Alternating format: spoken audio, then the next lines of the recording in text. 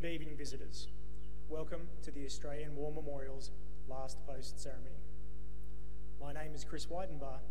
Joining us today from the Royal Australian Navy is Warrant Officer of the Navy, Gary White. We warmly welcome officials from the Rugby League World Cup, as well as the Italian Rugby League World Cup squad, who are here with us this evening for the ceremony. We also welcome Mr. Brendan Smith, Commissioner for International Engagement, ACT. We welcome the veterans who have served, those that are still serving, and the families that support them. We acknowledge the members of RSL and Services Clubs Association, RSL Victoria and RSL Queensland, who are watching the broadcast of this ceremony across Australia. During this evening's ceremony, wreaths will be laid at the base of the pool of reflection by visitors and by students on behalf of the following schools. From South Australia, Concordia College, and from Western Australia, Wesley College. Can I ask you all please to stand and join in singing the national anthem?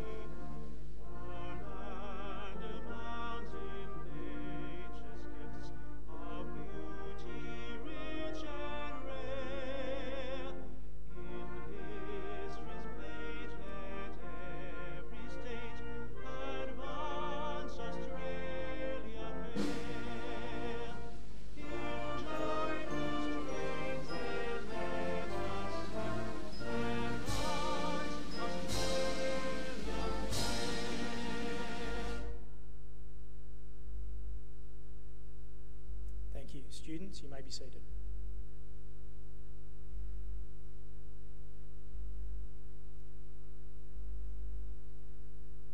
The Australian War Memorial was the vision of Charles Bean, Australia's First World War official historian.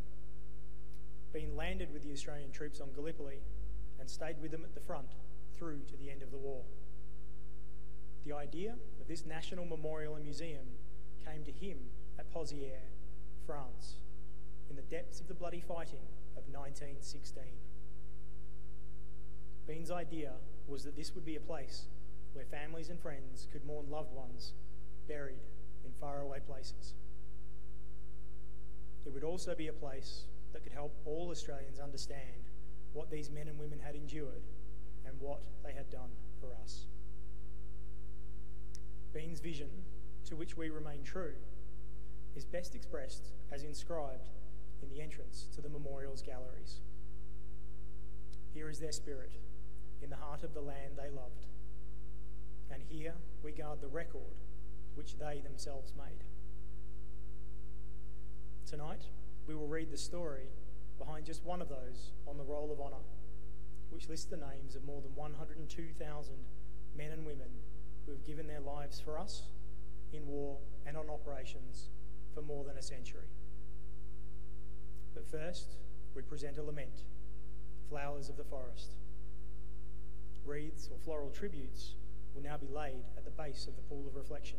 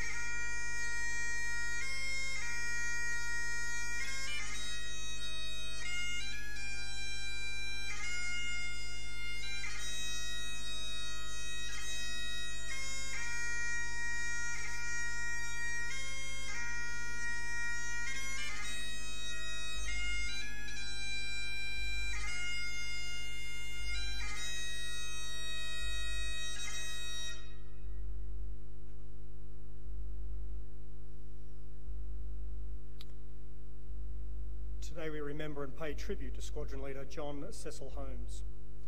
Born in Brisbane on the 2nd of September 1921, John Holmes was the son of Ivor and Joan Holmes. The Holmes family resided in Albany Creek in the Moreton Bay region of Queensland. John Holmes attended the Church of England Grammar School in Brisbane, where he served in the cadets. Following his schooling, Holmes was employed as a wool classer. On the 20th of June 1941, at the age of 19, Holmes enlisted in the Royal Australian Air Force and began training as a pilot. After his initial training in Australia, he embarked in Sydney for overseas service in August 1942. As part of the Empire Air Training Scheme, Holmes was one of almost 27,500 RAAF pilots, navigators, wireless operators, gunners and engineers who, throughout the course of the war, joined the Royal Air Force squadrons of Australian squadrons based in Britain. After his arrival in Britain in November 1943, Holmes undertook further specialist training until June 1944, when he was posted into 460 Squadron, Royal Australian Air Force. Number 460 Squadron will become the most highly decorated Australian squadron in Bomber Command and the squadron that suffered the highest casualties. Flying twin-engined Vickers Wellingtons medium bombers and then the four-engined Avro Lancaster heavy bomber, the squadron lost over 1,000 men, Australian, British, Canadians, New Zealanders and South Africans. Almost 600 Australians from 460 Squadron are listed here on the Roll of Honour. Holmes completed a full tour of 32 operational missions with 460 Squadron, but chose to continue for a second tour. On the night of 5th of March, 21 Lancasters from 460 Squadron were taking part in a large raid targeting the oil refinery at Chemnitz, Germany. Holmes, now acting squadron leader, was on his 44th consecutive operation. The Lancaster, in which Holmes was pilot, crashed near the small village of Fife, near Spangberg in central Germany. The local mayor reported that the aircraft had circled low with its engines on fire before crashing. All 8 people aboard the aircraft died. Their bodies were recovered and buried in Fife churchyard. They were later reinterred and now buried side by side in the British and Commonwealth War Cemetery in Hanover, Germany. John Holmes was 23 years old. Upon his headstone is the following epitaph, chosen by his family. One who never turned his back, never doubted clouds would break. For his fortitude, courage and devotion during 44 operations, Holmes was posthumously awarded the Distinguished Flying Cross. His name is listed on the Roll of Honour on my left among almost 40,000 Australians who died while serving in the Second World War. His photograph is displayed by the Pool of Reflection. This is but one of the many stories of service and sacrifice told here at the Australian War Memorial. We now remember Squadron leader John Cecil Holmes, who gave his life for us, for our freedoms and in the hope of a better world.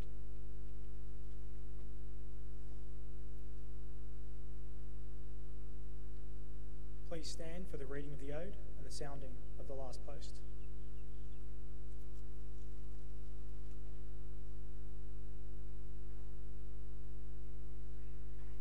They shall grow not old as we that are left grow old.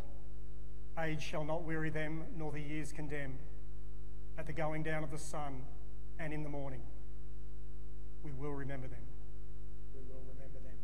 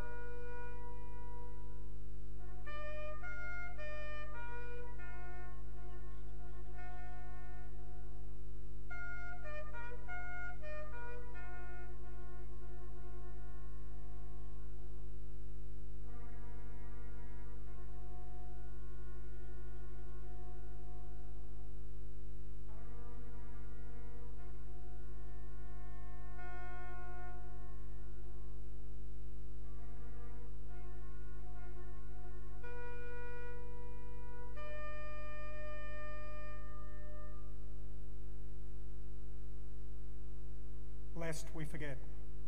Lest we forget.